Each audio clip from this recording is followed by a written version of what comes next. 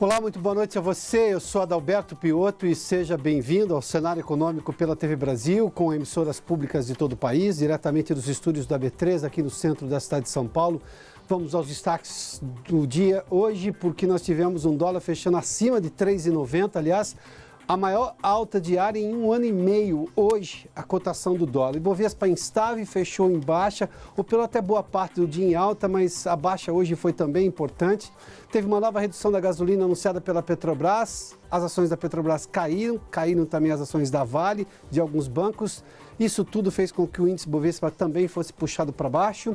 No boletim Focus de expectativas econômicas, inflação menor, PIB maior. E aqui o dólar está estável. É claro que essas são as previsões para o final deste ano. Nós estamos ainda no meio de novembro. A gente fala disso tudo daqui a pouco. E no estúdio eu converso com Edson Vismona, do Instituto Ético, para falar justamente sobre pirataria, falsificação, mas o comportamento das pessoas em relação a esses produtos. Qual é exatamente o impacto que o seu comportamento pode ter num crime? Um crime que financia tudo que você reclama. A gente fala disso tudo no cenário econômico que já está no ar.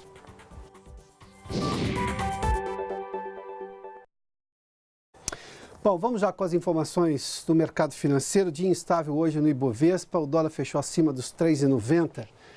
Aliás, o dólar teve uma alta hoje, eu fiz menção à maior alta em 1 ano e meio, a maior alta diária, ou seja, do tanto que o dólar subiu hoje. Para se ter uma ideia, o Ibovespa terminou em baixa hoje de 1,04, perdeu a condição dos 86 mil pontos, 85.335 pontos. Eu fiz menção às ações da Petrobras, daqui a pouco eu já falo delas, mas a Petrobras caiu também Vale, caíram vários bancos também. Isso tudo são ações de peso no índice Bovespa e neste momento, justamente por causa disso, puxa o índice para baixo. A gente já fala disso já, porque tem uma série de questões internacionais. E também sobre o dólar especificamente, a gente vai ver uma alta de 2,51% hoje no dólar, R$ 3,91. Ainda negociações do dólar, a gente viu o dólar até chegar um pouco mais alto esse valor hoje durante o dia, mas terminou acima dos R$ 3,90. A gente tem visto uma alta do dólar também na semana passada. Parte dessa explicação é que, em final de ano, as multinacionais brasileiras que estão aqui fazem remessa de lucros ao exterior. E para fazer remessa de lucros ao exterior em real, tem que comprar dólar. Então, você tem um baixo fluxo de dólar hoje no país, porque você não teve tantos investimentos em dólar chegando no país. Ou seja, faltam dólares, não é por uma instabilidade econômica, como em outros momentos deste ano, ou dúvidas em relação à política econômica, temores em relação à eleição, como nós falamos por várias vezes esse ano.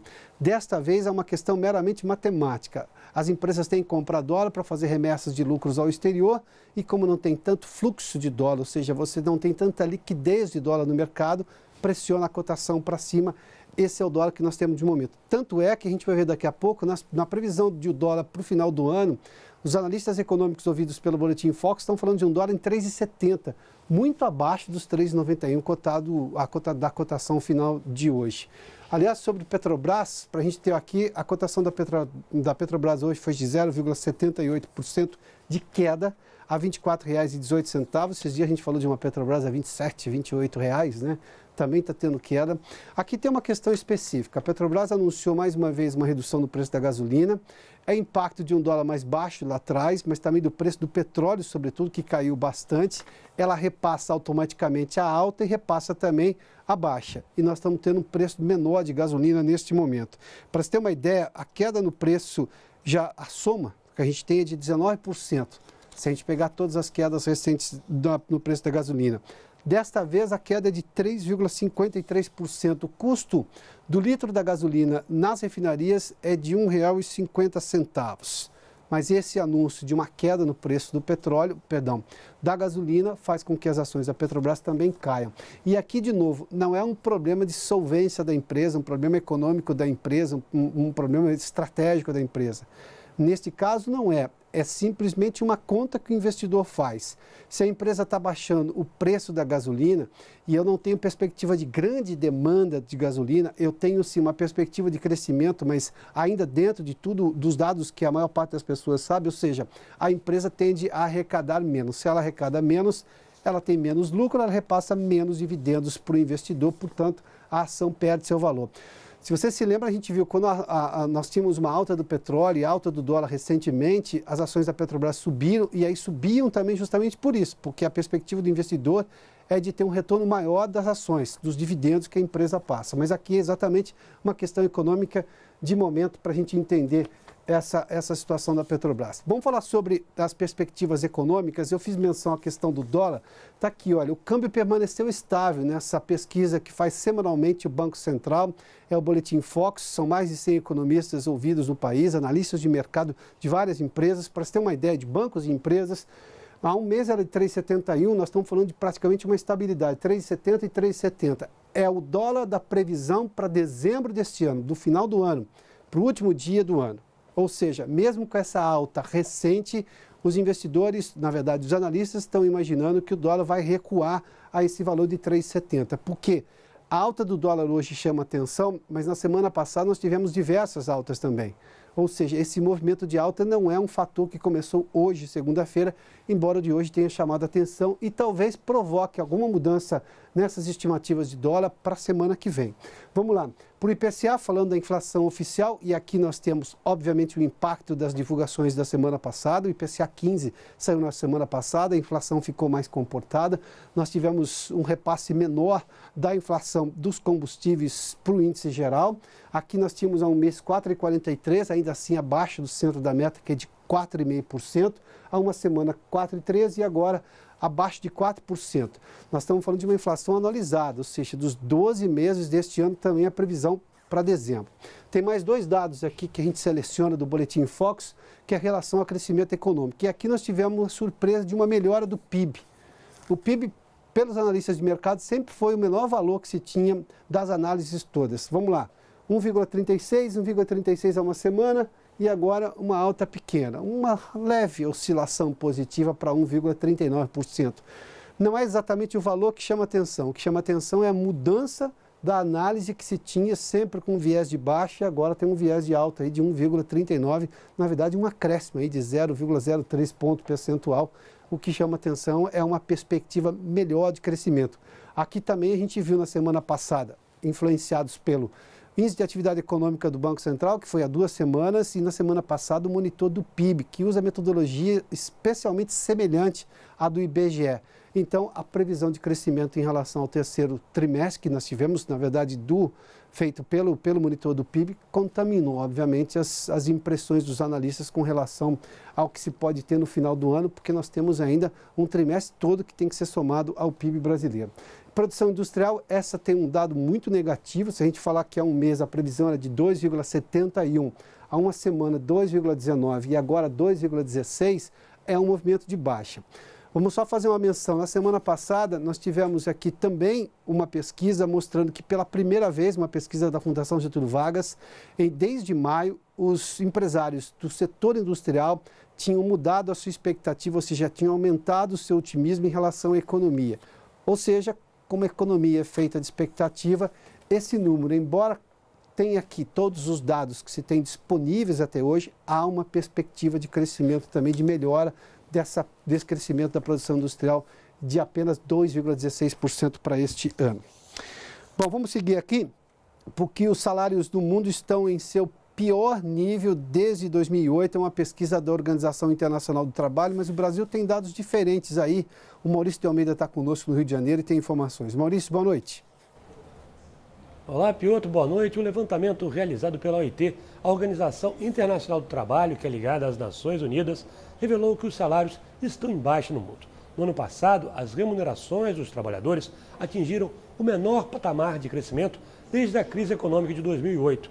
Enquanto em 2016 os salários subiram 2,4%, em 2017 a alta foi de apenas 1,8%. O Brasil ficou acima da média mundial, com um aumento de 2,3%, após 2 anos seguidos de perdas. O rendimento médio do trabalhador brasileiro foi estimado em R$ 2.222. O relatório da OIT também constata que as diferenças de salários entre os sexos persistem em um nível inaceitável, segundo o documento. As mulheres recebem cerca de 20% a menos do que os homens, mesmo tendo a mesma formação profissional. Piotr.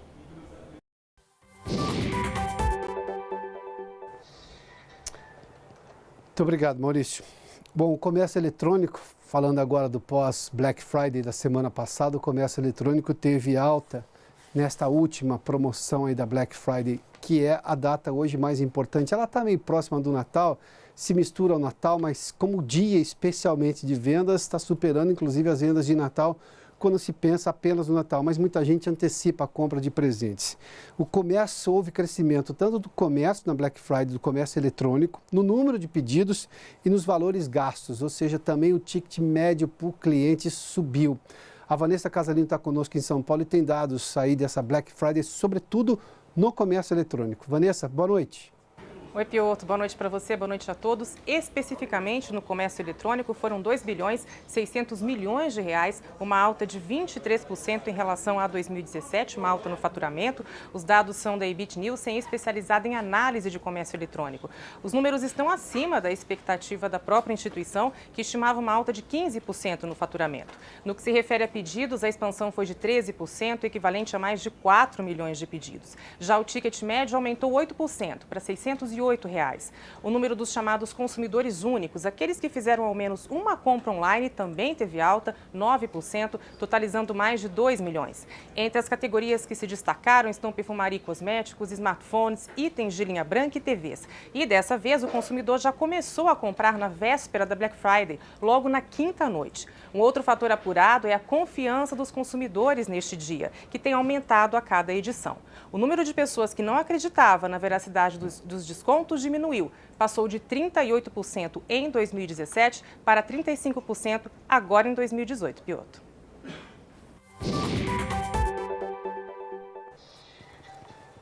Obrigado, Vanessa. Bom, vamos pegar um outro balanço da Black Friday do Procon, porque tem muita reclamação também.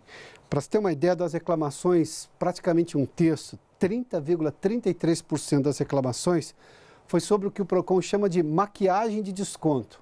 Ou seja, a empresa diz que está dando um desconto, mas não é exatamente um desconto. Ou ela subiu o preço daquilo do que era o preço normal antes de qualquer promoção e falou que o desconto era, por exemplo, de 50%. Se ela subiu o preço do negócio e dá 50% de desconto, subiu 100%, dá 50% de desconto, é o mesmo preço. É uma questão meramente aritmética, né? Vamos lá. Um outro produto, outra reclamação, que na verdade são 20% das reclamações, o produto e serviço oferecido não está disponível, ou seja, tem a promoção, mas não consegue comprar. Depois, mudança de preço ao finalizar a compra, as pessoas reclamam. Aliás, a gente falou disso aqui, os sites, boa parte deles tem problema em relação a isso. Alguns não dão a opção sequer de você consultar o custo do frete no começo da compra, para você saber se aquilo vale ou não vale a pena. Até porque, dependendo do valor do frete, comprar na loja sai mais barato. Em algumas lojas, o frete é extremamente alto. Ou seja, o consumidor não tem as informações todas necessárias para poder fazer a compra. Também tem uma outra história, o pedido cancelado pela empresa após a finalização da compra. Mas eu vou pegar o detalhe da maquiagem de desconto. Eu vi vários posts aí, depois fui conferir, são verdadeiros. Na verdade, o que se tem hoje é que os algoritmos de compra trabalham a favor do consumidor também. Você consegue fazer análise de comportamento do consumidor para as lojas, mas também há sites que trabalham em favor do consumidor. Eu explico um caso muito claro. Os algoritmos de compra vão lá e fazem cálculos do comportamento do preço de determinado produto ao longo do ano inteiro. Qual foi o preço mais alto, qual foi o preço mais baixo e tudo mais. Quando chega na Black Friday, a empresa vai lá e sobe demasiado o preço para dizer que está dando um desconto maior, o algoritmo vai lá e dedura essa loja dizendo o seguinte: não, nunca, no ano inteiro esse preço não foi esse, nunca chegou esse valor. Ou seja, está aí uma maquiagem de preço. E o algoritmo, neste caso do computador, foi lá do site de compra, mostrou que o consumidor tinha razão ao reclamar daquele valor. E aí vem a história não de Black Friday, mas de Black Fraud, ou seja, uma reclamação com quem está fazendo a coisa errada e perdendo uma grande oportunidade de vender para o consumidor. Bom, vamos fazer um intervalo, mas antes só uma correção da Bolsa aqui. Eu falei que a Bolsa oscilou bastante hoje, na verdade a queda foi menor. Chegou aquela queda maior, acima de 1%, mas agora é de 0,79%. Para a gente ter o fechamento completo agora, 85.547 pontos o Ibovespa hoje. Mesmo assim, nós estamos falando de uma queda acentuada do Ibovespa, que chegou a 87 mil hoje, para você ter uma ideia do tanto que oscilou bastante. Vamos fazer um intervalo, daqui a pouco eu converso com Edson Vismona, do Instituto Ético, sobre exatamente o comportamento do consumidor, mas quando ele compra produtos que são falsificados. Ele incrementa, ele alimenta ele faz todo o possível para fazer com que fundos, dinheiro, por exemplo, chegue a atividades criminosas, achando que está apenas levando vantagem, porque está comprando alguma coisa num preço teoricamente menor. Vamos fazer um intervalo, a gente fala disso daqui a pouquinho aqui no Cenário Econômico. Já de volta com o Cenário Econômico e para falar sobre falsificação de produtos, compra de produtos falsificados. É o que se chama também de pirataria, porque, digamos, há várias modalidades, mas o fato é que muita gente compra isso achando que está levando vantagem econômica, porque o preço, em alguns casos, é extremamente menor, mas esse produto responde por, pelo menos, o que se chama do financiamento de várias atividades criminosas, que é justamente o que as pessoas reclamam depois. O Edson Vismona, do Ético, está conosco. Vismona, obrigado. Prazer mais estar uma aqui vez. com você, Piotr. Eu vou começar com a história do comportamento das pessoas. Não que eu não ache que governos precisem fazer mais. Tenho a plena convicção que podem fazer mais. A gente vai falar sobre isso daqui a pouquinho. Mas as pessoas continuam comprando produto falsificado, produto pirateado, e elas acham que estão levando vantagem. Você fazer um discurso num churrasco de domingo para as pessoas em família, que você, olha, esse DVD que você comprou, DVD que quase não se compra mais, mas enfim, qualquer coisa, escuta, isso não está valendo a pena, isso alimenta o crime, você não faz muito sucesso, não. Eu sei porque eu já tentei fazer isso, deu errado. Isso ficou muito claro nessas últimas eleições. O brasileiro terceirizou o combate à corrupção. Ele elegeu um presidente e acredita que basta o presidente ter um discurso e que venha a ter uma prática de combate à corrupção que está tudo resolvido. O combate à corrupção começa por nós mesmos, começa pelas nossas posturas. Então, o brasileiro, com relação ao comércio ilícito, com uma mão, ele combate a corrupção. Ele acha que tem que ser combatida, ele não aceita a corrupção, ele vem com um discurso muito duro, muito firme. Com a outra mão, ele compra produtos ilegais, que financia a corrupção. Ou seja, não existe comércio ilícito onde não haja corrupção. Tem que ter corrupção, porque você tem que facilitar a vida de quem vende produtos de forma ilegal. E tem o dinheiro para isso. As organizações criminosas usam esse dinheiro para a corrupção. Ou seja, é o que eu chamo de incoerência ética. De um lado você combate, você critica duramente, elege um presidente com esse discurso, e de outro você financia o crime organizado comprando produtos ilícitos, produtos contrabandeados, pirateados, contrafeitos, e acha isso natural. Isso vale para tudo. O brasileiro critica quando alguém utiliza a faixa do acostamento numa estrada. Mas, no momento seguinte, se ele sentir que pode, que não tem nenhum tipo de punição, ele faz a mesma coisa. Ou seja, você é contaminado e contamina o teu ambiente com essas práticas ilegais, né? Com esse comportamento antiético. É a incoerência ética típica essa nossa aqui no Brasil. E nós podemos colocar a culpa disso na falta de consciência ou na ignorância? Porque por muito tempo foi sempre na ignorância. Ah, mas as pessoas não sabem. No mundo do smartphone, que as pessoas têm smartphone, acessam sites de qualquer coisa, a qualquer hora, em qualquer lugar, eu vou pôr de novo a culpa da ignorância? Acho que não, já passou essa fase. Acho que não é nem ignorância e muito menos falar que isso é coisa de gente mais pobre. Não é, né? Nós temos aí as classes mais abastadas que cometem cotidianamente essas práticas antiéticas. Uhum. É uma questão de eu vou levar a minha vantagem. Se está todo mundo levando vantagem, eu vou levar vantagem. Nós fizemos no Ético uma pesquisa o ano passado com os jovens, a ética e os jovens. E ficamos muito impressionados com os resultados, jovens adolescentes. Eles diziam o seguinte: eu sou ético, a minha família é ética, mas a sociedade não é. Então é muito difícil eu ficar sozinho, sendo ético, se eu não encontro respaldo na sociedade. Eu acabo cedendo a uma prática que seria comum na sociedade. É uma visão distorcida, porque se você assume postura ética, você começa a participar de um processo de contaminação com valores, com princípios mais elevados. Que eu chamo que a ética é a arte de dizer não para si mesmo. Exatamente. Você precisa assumir uma postura. Uhum. A convivência humana depende da ética, depende da defesa da lei, senão seria uma anarquia total. Eu faço o que quer, você faz o que quer, e o que acontece? Desordem absoluta. Então nós temos que ter consciência de que começa pela gente, pelos nossos atos. Não vamos terceirizar a ética, não vamos terceirizar o combate à corrupção. Não é isso. Nós tem que começar com a gente esse processo. É um processo civilizatório, que o Brasil precisa entender isso. Não há país desenvolvido que não respeite a ética e a lei como fundamento da sua própria convivência. Não há país desenvolvido que não tenha como princípio a defesa da ética e da lei. E ao contrário, os países mais subdesenvolvidos, os mais pobres, são aqueles onde o jogo da vantagem, do que eu posso ganhar com isso, impera. Mas quando alguém quer levar vantagem sobre o outro, é uma sensação de falta de coletivismo, ou seja, lógica coletiva de viver em sociedade, então eu vou me salvar e o que vai acontecer com os outros é problema meramente dos outros, é isso? Isso é típico no Brasil e em vários países, né? Na América Latina especialmente. Países desenvolvidos não têm isso, eles passaram dessa fase. Tem muito menos, né? Porque lá você tem mais rigor na aplicação da lei. E ninguém reclama, ninguém vai dizer que a polícia americana, ao cumprir a lei, está sendo autoritária. Ninguém questiona a ação da polícia. Ela está exercendo uma autoridade. Aliás, o governo é eleito para isso. O governo tem como princípio o exercício da autoridade. Nós delegamos o exercício da autoridade ao governo. Só que no Brasil nós terceirizamos até isso. Não, isso é coisa do governo. A coisa pública no Brasil, a nossa república, ela padece desse erro conceitual. Nós não temos o conceito claro do que é público. A rua é pública? Não, a rua é de ninguém. A escola é pública? Não, a escola é do Estado, não é minha. Então, se eu quebrar, se eu por um acaso tomar atitudes, e isso acontece muito, de você pichar uma escola, a resposta muitas vezes, eu vi isso uma vez que eu fui dar aula numa escola pública, os alunos dizem, mas não é de ninguém. Ou seja, não é meu, não é seu, não é de ninguém. Né? E o político se aproveita disso para dizer, não, a coisa pública é minha. Não é de ninguém, não, deixa comigo que eu cuido. Então, você subverte todos os conceitos de república que nós deveríamos ter. Né? Passa a ser a coisa de ninguém, não é a coisa pública.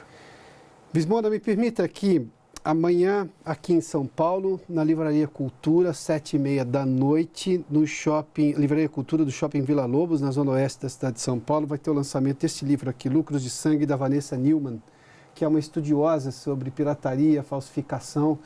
O livro, eu conversei com ela agora à tarde, inclusive, tive a gentileza dela de vir até aqui, e fala justamente sobre comportamento, mas políticas governamentais também. E ela faz menção, tem um capítulo aqui sobre o Brasil, sobre a Tríplice Fronteira, inclusive.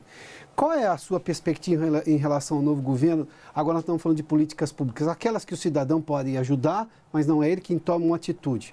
Mexer na polícia para isso, em legislação para isso, é função do Estado. Qual é a sua perspectiva em relação? Tem novo governo no Paraguai, tem novo governo no Brasil. Qual é a sua expectativa agora de política pública, especialmente para combater contrabando, falsificação, pirataria?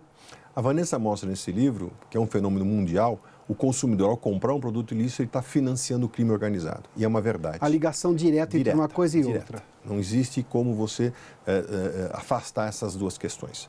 O crime organizado quer dinheiro fácil e, ao vender esse produto a um preço mais barato e o consumidor compra, ele está financiando o crime organizado. Isso é um fenômeno mundial e ela mostra isso nesse livro. Com relação às perspectivas do próximo governo, o governo vem com esse discurso, com essa proposta de assumir um espaço da legalidade, do exercício da autoridade, dentro da lei, evidentemente. Tem um discurso muito claro como prioridade o combate ao crime organizado, o combate à lavagem de dinheiro. O futuro ministro Moro tem isso com muita clareza. Outros ministros, o general Heleno, do Gabinete de Segurança Institucional, vai assumir o gabinete, também tem essa visão. Ou seja, nós estamos com uma visão mais palpável, mais pragmática no combate ao crime organizado, à lavagem de dinheiro, a questão da segurança pública, começando pelas nossas fronteiras. Então, o próximo governo tem demonstrado uma direta ligação e como prioridade essa questão do crime organizado e do combate a todas as práticas decorrentes, o que é uma necessidade. Né? Para você enfrentar um problema, você precisa reconhecer que ele existe e, a partir daí, trabalhar para diminuir as suas consequências. E é o que me parece que esse governo está fazendo. Está reconhecendo o problema, não está afastando, não está negando, por exemplo, a existência de organizações criminosas nas nossas fronteiras. Outros governos até negavam. Esse está já assumindo que é um problema sério, que nós temos que tratar disso porque é uma questão relacionada à nossa segurança pública. contrabando de cigarros que financia diretamente essas organizações que estão crescendo na fronteira, que estão crescendo no Paraguai. Estive recentemente, a convite do governo brasileiro, participando de uma reunião bilateral Brasil-Paraguai e com áreas de segurança. E lá ficou muito claro a preocupação do Paraguai com essa nova realidade. Então, o governo paraguai também acompanha essa mesma visão. Então, acredito que será importante para nós nesse combate ao crime organizado com esses nossos governos que estão assumindo. É uma mudança de conceito, né? Com certeza. Fismona, obrigado pela gentileza. Eu que agradeço. Viu? Um abraço. O Cenário Econômico termina aqui. Obrigado pela companhia, pela audiência. Boa noite. Até amanhã.